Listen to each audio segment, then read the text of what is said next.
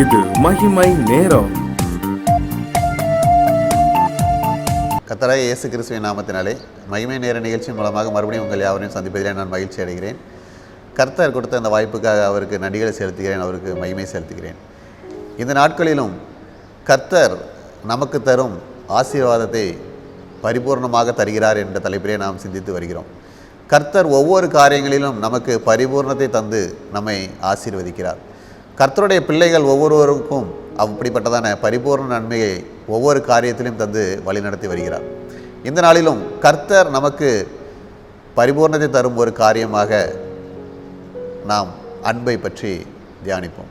அதற்கு ஆதாரமாக எடுத்துக்கொண்ட வேத வசனம் 1 யோவான் 4ஆம் அதிகாரம் 18ஆம் வசனம். அன்பிலே பயமில்லை, பூரண அன்பு பயத்தை புறம்பே தள்ளும் என்று பார்க்கிறோம். கர்த்தர் தருகிற அன்பு, பூரண அன்பை கர்த்தர் நமக்கு தருவேன் என்று சொல்கிறார். அந்த பூரண அன்பு எப்படி இருக்குமாம்? பயமில்லாத அன்பாக இருக்குமாம், பயத்தை புறம்பே தள்ளுமாம். அந்த அன்பு நம்மளே நிலைத்திருக்கும்படியாக நாம் கர்த்தரிடத்திலே கேட்க வேண்டும். ஒரு குடும்பத்திலே நாம் இருக்கிறோம் என்றால் அந்த குடும்பத்திலே நாம் அன்புள்ளவர்களாக ஒவ்வொருவரும் காணப்பட வேண்டும் என்பதை நாம் புரிந்து கொள்ள வேண்டும். அன்போடு காணப்படுகிற குடும்பம் கர்த்தரால் ஆசீர்வதிக்கப்பட்டதான குடும்பமாக காணப்படும். ஒரு குடும்பத்திலே வாழும் ஒவ்வொருவரும் அன்பிலே நிலைத்திருக்கும் போது ஒருவருக்கு விரோதமாய் ஒருவர் எழும்ப முடியாது, ஒருவருக்கு விரோதமாய் ஒருவர் தீங்கு செய்ய நினைக்க முடியாது, ஏதாவது செய்து விடுவார்களோ என்ற பயம் இருக்காது, அவர்கள் நமக்கு விரோதமாக எழும்பி விடுவார்களோ என்ற அச்சம் இருக்காது. ஒருவருக்கொருவர் அன்போடு ஐக்கியத்தோடு இருப்பதனால் அந்த ஐக்கியம், அன்பு நம்மிலே நிலைத்திருக்கும் போது அந்த குடும்ப வாழ்க்கை நமக்கு ஆசீர்வாதமாக கிடைக்கும். எனவே பரிபூர்ண அன்பை தரும்போது கர்த்தர் குடும்பங்களிலே ஆசீர்வாதங்களை தந்து நம்மை உயர்த்தி நம்மை மகிழ செய்வார். நாம் வாழ்கிற இந்த கால சூழ்நிலையிலே கூட்டு குடும்பங்களை நாம் பார்க்க முடிவதில்லை. அந்த காலங்களில் நாம் பார்க்கும்போது மேலை நாட்டுக்கும் நம்முடைய நாட்டுக்கும் அதிக வித்தியாசங்கள் உண்டு. மேலை நாடுகளிலே குழந்தைகள் ஒரு வயது வந்த பிறகு அவர்கள் தனியாக சென்று விடுவார்கள், பெற்றோரை பிரிந்து சென்று விடுவார்கள். ஆனால் நம்முடைய நாட்டிலே அந்த மாதிரி இருக்காது. ஒரே குடும்பத்திலே இருப்பார்கள், கூட்டு குடும்பமாக வாழ்வார்கள். ஆனால் இப்போது இருக்கிற கூட்டு குடும்பம் எப்படி இருக்கிறது என்பதை நாம் சிந்தித்து பார்க்க வேண்டும். கூட்டு குடும்பங்கள் பெரும்பாலும் இப்போது காணப்படுவதில்லை. அப்படி ஒரே வீட்டிலே நாம் கூட்டு குடும்பமாக காணப்படுவது போல் காணப்பட்டாலும் ஒரே வீட்டிலே தனித்தனி அறையிலே தனி குடித்தனமாக தான் காணப்படுகிறோம் என்பதை நாம் அறிந்திருக்கிறோம். ஏனென்றால் பரிபூர்ண அன்பு நம்மிடத்திலே இல்லை. பரிபூர்ண அன்பு இருக்கும்போது குடும்பத்திலே ஐக்கியம், சந்தோஷம் இருக்கும். இப்படி ஒரே குடும்பத்திலே இருந்து தனித்தனி அறையிலே வாழும்போது கர்த்தர் நம்மிடத்திலே ஆசீர்வாதத்தை கொடுக்க முடியாது. எனவே 2 வகையான குடும்பம் நம்மிடத்திலே இருக்கிறது. ஒரே குடும்பத்திலே வாழ்ந்து அந்த குடும்பத்திலே கூட்டு குடும்பமாக ஐக்கியத்தோடு இருக்கிற குடும்பம்.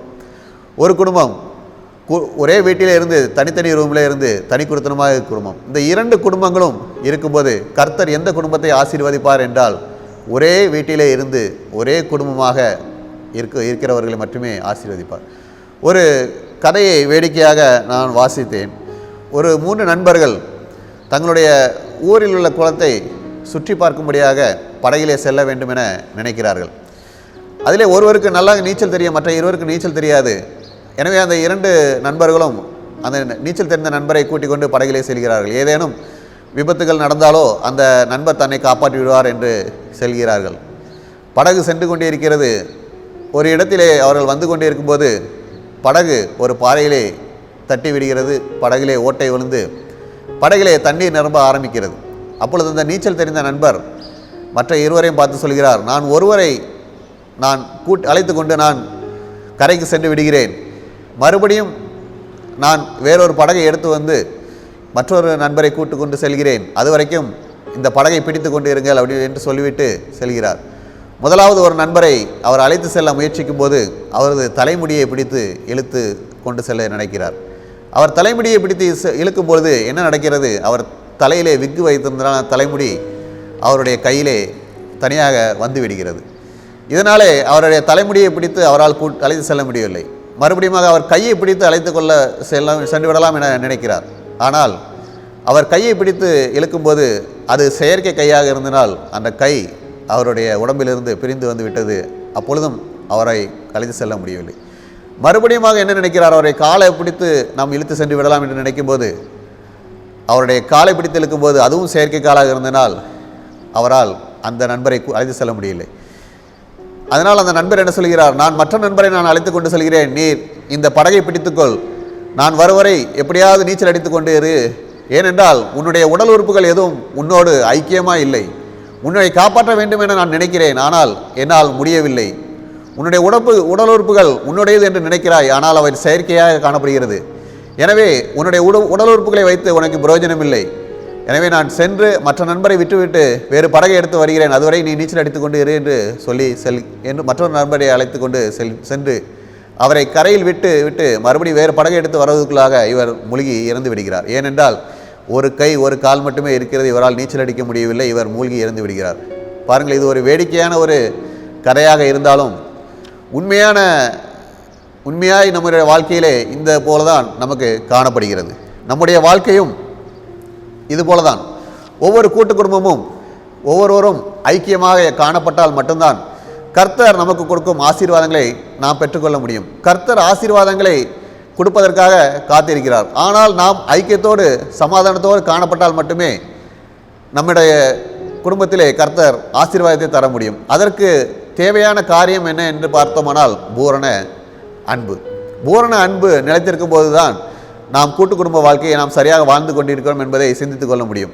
ஒருவேளை நாம் ஒரே குடும்பமாக இருக்கிறோம், ஆனாலும் குடும்பத்துக்குள்ளாக பணத்திற்காக ஏற்றத்தாழ்வுகள், படிப்பினால் ஏற்றத்தாழ்வுகள், பெரியவர்கள் ஆலோசனையை கேட்காத காரியங்கள், சிறியவருடைய ஆலோசனையை மட்டப்படுத்துகிற காரியங்கள், இன்னும் ஒருவருக்கு விரோதமாய் ஆசீர்வாதங்களிலே போட்டி போடுகிற காரியங்கள், மற்றவர்களுடைய ஆசீர்வாதங்கள் கெடுக்கிற காரியங்கள் இருக்கும்போது அந்த குடும்பம் ஆசீர்வதிக்கப்பட முடியாது.